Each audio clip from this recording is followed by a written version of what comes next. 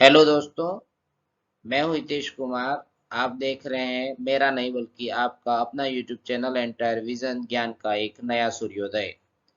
आज के इस वीडियो में मैं आपके लिए लेकर हाजिर हुआ हूं राजस्थान की फ्लैगशिप योजनाएं 2022-23।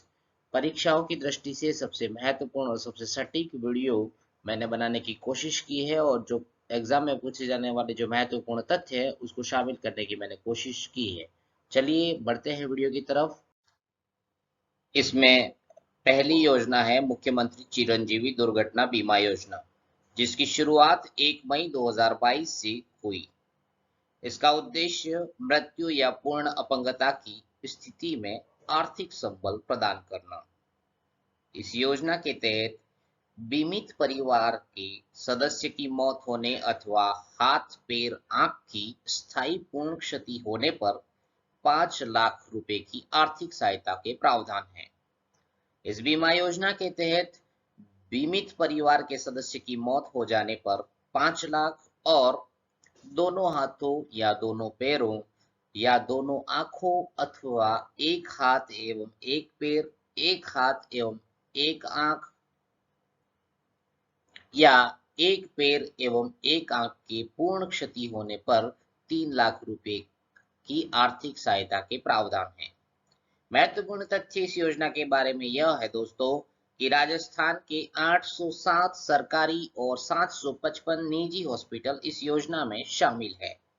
इस योजना का संचालन राज्य बीमा एवं प्रावधायी निधि विभाग के माध्यम से किया जाएगा। दोस्तों बढ़ते हैं अगली योजना की तरफ। हमारी अगली योजना है राजस्थान निक्षय संबल योजना 2022-23, जिसकी शुरुआत 16 मई 2022 को हुई है। इसका उद्देश्य राज्य में टीबी रोगियों को संबल और सहयोग उपलब्ध करवाना। राज्य में क्षय उपविभाग द्वारा स्वास्थ्य भवन में चिकित्सा एवं स्वास्थ्य विभाग के शासन सचिव डॉक्टर पृथ्वी कुमार की अध्यक्षता में राज्य टीबी फोरम की मीटिंग में इस योजना की नींव रखी गई। टीबी रोगियों को पौष्टिक खाना खिलाने हेतु संचालित निक्षय पोषण योजना का वित्त पोषण भी इस योजना द्वारा किया जा रहा है। इस योजना के बारे में कुछ अतिरिक्त जानकारी है जो मैं आपको देना चाहता हूं। इस योजना के शुभारंभ के अवसर पर शासन सचिव डॉक्टर पृथ्वी कुमार ने राजस्थान निक्षय संबल योजना के पोस्टर का विमोचन भी किया। बैठक में डॉक्टर पृथ्वी कुमार ने राज्य के सभी उद्योगों, कॉरपोरेट संस्थानों, जनप्रतिनिधियों, स्वयंसेवी संस्थाओं आदि से टीबी रोगियों और उनके परिवारों को पोषण, रोजगारोन्मुखी एवं शैक्षणिक सहायता उपलब्ध कराने के कार्य में सहयोग करने और टीबी मुक्त प्रदेश बनाने में अपनी सामाजिक भागीदारी निभाने की अपील भी की। मिशन निदेशक राष्ट्रीय स्वास्थ्य मिशन डॉक्टर जितेंद्र कुमार सोनी ने टीबी उन्मूलन के लक्ष्य की प्राप्ति के लिए सामूहिक भागीदारी पर विशेष बल दिया। जन स्वास्थ्य विभाग के निदेशक डॉक्टर वी के माथुर ने कहा कि विभाग द्वारा राज्य के समस्त स्वास्थ्य केंद्रों पर पूर्व उपचारित रोगियों को टीबी चैंपियन के रूप में चिन्हित किया जा रहा है, जो क्षय रोगियों की समस्याओं के निदान में महत्वपूर्ण भूमिका निभाएंगे। टीबी चैंपियन समुदाय में क्षय रोगियों की आवाज बनेंगे और विभाग द्वारा निक्षय पोषण योजना के अंतर्गत पौष्टिक आहार हेतु दी जा रही सहायता राशि दिलाने में भी सहयोग प्रदान करेंगे। दोस्तों ये थी इसके बारे में कुछ अतिरिक्त जानकारी। अब बढ़ते हैं हम अगली योजना की तरफ। अगली योजना है राजस्थान वरिष्ठ नागरिक तीर्थ योजना 2022-23। दोस्तों इस योजना की जो शुभारंभ है, जो शुरुआत है, वो देवस्थान मंत्री शकुंतला रावत द्वारा 16 अप्रैल 2022 को हुई थी। इस योजना का बजट 30,000 करोड़ रुपए है। इस योजना के तहत करीब 20,000 नागरिकों को ट्रेन और वायुयान के माध्यम से तीर्थ स्थानों के दर्शन करवाए जाएंगे। हवाई यात्रा में केवल एक ही धार्मिक स्थान शामिल किया गया है और वो है पशुपतिनाथ काठमांडू, जो कि नेपाल में स्थित है। इसके लिए पात्र अभ्यर्थियों का चयन जो है वो लॉटरी के आधार पे होगा और इसका जो समय है निर्धारित वो रखा गया है 16 जून से 10 जुलाई तक जो भी यात्रीगण इसमें भाग लेना चाहते हैं उनको 16 जून से 10 जुलाई तक आवेदन करना होगा और फिर लॉटरी के आधार पर जो भी यात्री चयनित होंगे उनको राज्य सरकार द्वारा चयनित यात्रियों को यात्रा करवाई जाएगी। दोस्तों, अब हम बढ़ते हैं हमारी अगली योजना की तरफ। हमारी अगली योजना है मुख्यमंत्री डिजिटल सेवा योजना 2022-23। जून 2022 से शुरू होने वाली इस योजना में राज्य की 1,33,00,000 महिलाओं को फ्री में स्मार्टफोन दिया जाएगा, जिसमें 3 वर्ष तक इंटरनेट चलेगा।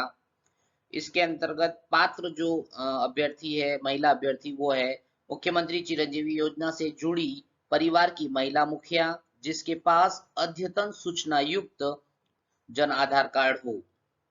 इसका उद्देश्य महिलाओं को डिजिटल रूप से शिक्षित करना ताकि उन तक सभी सरकारी योजनाओं की पहुंच को सुनिश्चित किया जा सके और रोजगार के अवसर भी इससे बढ़ेंगे।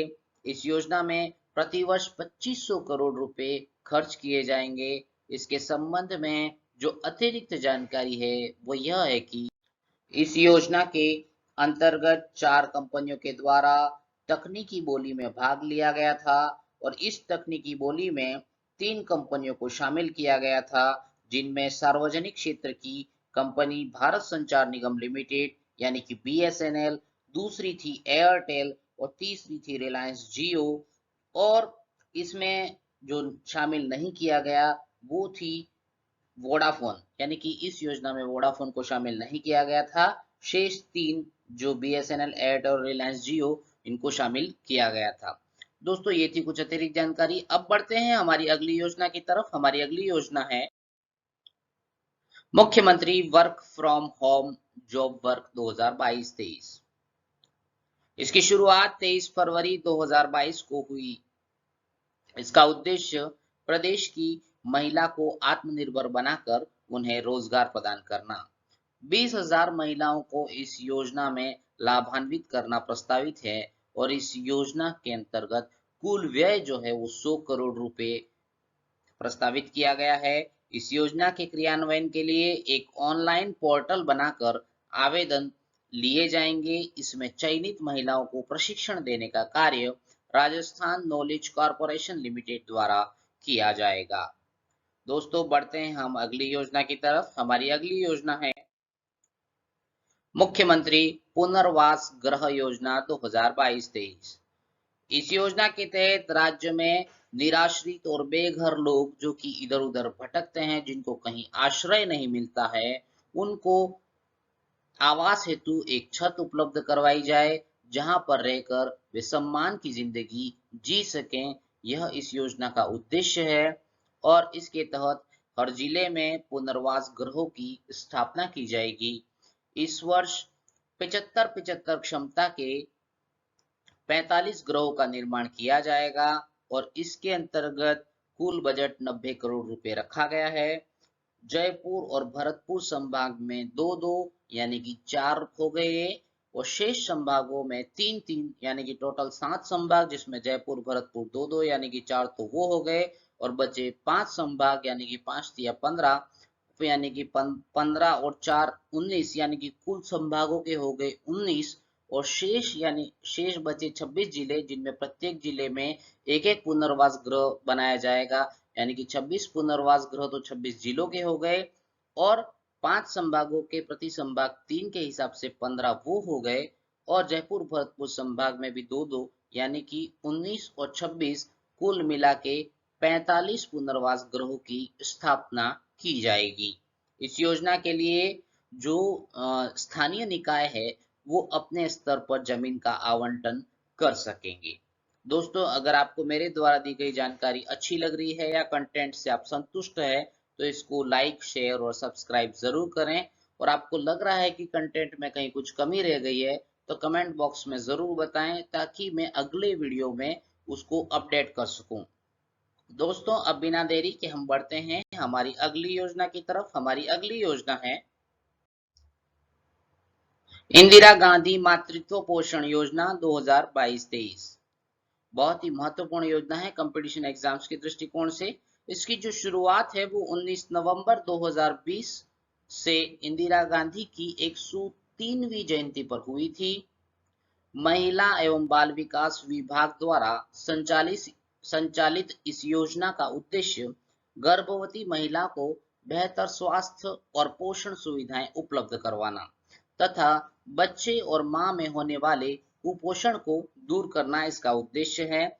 इस योजना में दूसरी बार गर्भवती होने वाली महिला को 6,000 रुपए की आर्थिक सहायता जो कि 5 चरणों में प्रदान की जाएगी। शुरू में राज्य के 5 जिलों में इस योजना की शुरुआत की गई थी, परंतु बजट 2022 में इस योजना को पूरे राज्य में लागू कर दिया गया। इस योजना का अनुमानित बजट जो है वो 43 करोड़ रुपए रखा गया है और लाभान्वित होने वाली महिलाओं की अनुमानित संख्या जो है वो 77,000 रखी गई है। इस योजना की जो फंडिंग है वो स्टेट मिनरल फाउंडेशन ट्रस्ट द्वारा की जा रही है। अब दोस्तों हम बढ़ते हैं हमारी अगली योजना की तरफ। हमारी अगली योजना है मुख्यमंत्री चिरंजीवी दुर्घटना बीमा योजना 2021। शुरुआत इस योजना की 1 मई 2021 को हुई थी। राज्य में रहने वाले हर परिवार को 10 लाख रुपए तक का हेल्थ बीमा, पहले इस योजना में 5 लाख रुपए तक के बीमे का प्रावधान था, जिसे बजट 2022-23 में बढ़ाकर या 2022-23 के बजट में यह बढ़कर जो है वो 10 लाख रुपए तक कर दिया गया या 10 लाख रुपए हो गया। पहले इसमें 5 लाख का हेल्थ इंश्योरेंस था, अब जिसे बढ़ाकर जो है वो इस वर्ष के बजट में 10 लाख रुपए कर दिया गया। इस योजना में चिन्हित बीमारियों के लिए 50,000 रुपए एवं गंभीर बीमारियों के लिए 4,50,000 रुपए का हेल्थ कवर हर वर्ष मिलेगा। इसमें शामिल कुल पैकेजों की संख्या 1597 है, जो कि परीक्षा के दृष्टिकोण से बहुत महत्वपूर्ण है। परीक्षा में यह भी पूछा जा सकता है कि पहले इसके हेल्थ कवर की साइज क्या थी, यानी कि 5 लाख रुपए थी, जिसमें 50,000 रुपया चिन्हित बीमारी एवं 4.5 लाख रुपया गंभीर बीमारी के लिए था। इस योजना के तहत निजी और सरकारी दोनों प्रकार के हॉस्पिटल में आप अपना फ्री में उपचार करवा सकते हैं। निजी वो अस्पताल जो राज्य में सरकार द्वारा पंजीकृत हैं वो इस योजना में शामिल होंगे। इस योजना में रोगी के हॉस्पिटल में भर्ती होने के 5 दिन पूर्व और छुट्टी मिलने के 15 दिन बाद तक का खर्च इसमें शामिल है। इस योजना में राष्ट्रीय खाद्य सुरक्षा योजना में आने वाले परिवार और महात्मा गांधी स्वास्थ्य बीमा योजना के लाभार्थियों को पंजीकरण करवाने की आवश्यकता नहीं है, परंतु अगर कोई दूसरा परिवार इस योजना में जुड़ना चाहता है तो वो 850 रुपए की वार्षिक प्रीमियम का भुगतान करके इस योजना का लाभ ले सकता है। इस योजना में राज्य सरकार और केंद्र सरकार की हिस्सेदारी का प्रतिशत 90:10 है, यानी कि 90% जो आर्थिक भार जो है वो राज्य सरकार वहन करेगी और 10% इसका आर्थिक भार जो है वो केंद्र सरकार द्वारा वहन किया जाएगा। सामान्य नागरिक को बेहतर चिकित्सा सुविधा उपलब्ध करवाने वाली यह बहुत ही अच्छी योजना है सरकार की। अब बढ़ते हैं दोस्तों हमारी अगली योजना की तरफ। हमारी अगली योजना है मुख्यमंत्री कृषक साथी योजना 2021, जिसकी शुरुआत 24 फरवरी 2021 को हुई थी। किसान के कृषि कार्य करने के दौरान यदि निधन हो जाता है अथवा स्थायी या आंशिक अपंगता का सामना करना पड़ता है तो ऐसी अप्रिय स्थिति में सरकार 5,000 रुपये से लेकर 2 लाख रुपए तक की आर्थिक सहायता करेगी। इस योजना में 5,000 रुपए से लेकर 2 लाख रुपए तक की आर्थिक सहायता करने का प्रावधान है। इस योजना का बजट 2,000 करोड़ रुपए था, जिसे मुख्यमंत्री जी ने 2022 के अपने कृषि बजट में बढ़ाकर 5,000 करोड़ रुपए कर दिया है। इसके साथ ही इस योजना में सरकार द्वारा 20,000 करोड़ रुपए का ब्याज मुक्त ऋण और अगले 2 वर्ष में 3 लाख कृषि हेतु बिजली कनेक्शन प्रदान करने की योजना है। इस योजना के अंतर्गत कृषि और इससे संबंधित सभी क्षेत्रों की योजनाओं को अधिक प्रभावी और व्यापक बनाने हेतु 11 मिशन मोड पर कार्य किया जाना प्रस्तावित है।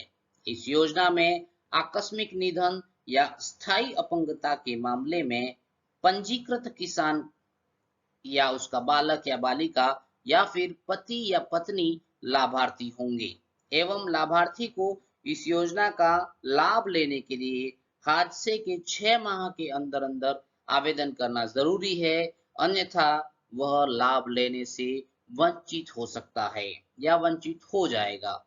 दोस्तों, ये बहुत ही परीक्षा की दृष्टि से महत्वपूर्ण योजना है। भले इसकी शुरुआत 2021 में हुई है, लेकिन हमारे अलग से जो मुख्यमंत्री महोदय द्वारा जो कृषि बजट प्रस्तुत किया गया था, उसमें जो भी इसमें अपडेट हुआ है वो मैंने आपको डालने की कोशिश की है। अर्थात इस योजना भले 2021 से शुरू हुई है, लेकिन इसका अपडेशन बजट 2022 से संबंध रखता है, इसलिए इनको गंभीरता से लें।